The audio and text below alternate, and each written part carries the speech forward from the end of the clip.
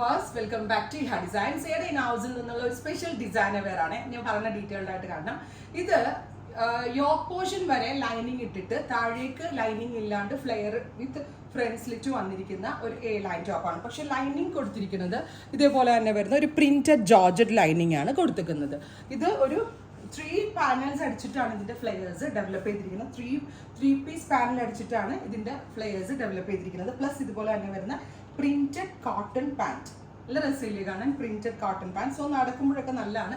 But pant ഉള്ളതുകൊണ്ടാണ് ഇത് transparent ആയിട്ട് കൊടുത്തിരിക്കുന്നത്. ചെറുതായിട്ട് വയറിന്റെ പോർഷനിൽ ട്രാൻസ്പെറന്റ് ഓർ സെമി ട്രാൻസ്പെറന്റ് ആയിരിക്കും. സോ അതൊന്നും പ്രശ്നമില്ലാത്ത ആളുകൾ മാത്രമേ ഇത് വെയർ ചെയ്യാവുള്ളൂ.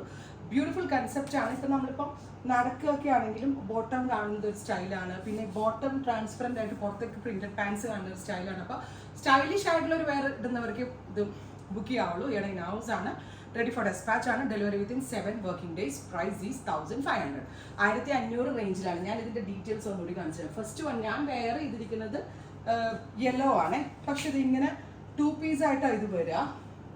കണ്ടോ, ഇതുപോലെ തന്നെ പാരറ്റ് ഗ്രീൻ ടോൺ വരുന്ന താഴേക്ക് കാണുന്നത് ട്രാൻസ്പെറന്റ് ആയിട്ടുള്ള ഒരു എ ലൈൻ ടോപ്പ്. കണ്ടോ, transparent A line top with printed pants inside. Rayon pant ആണ് ഇൻസൈഡിൽ കൊടുത്തിരിക്കുന്നത്.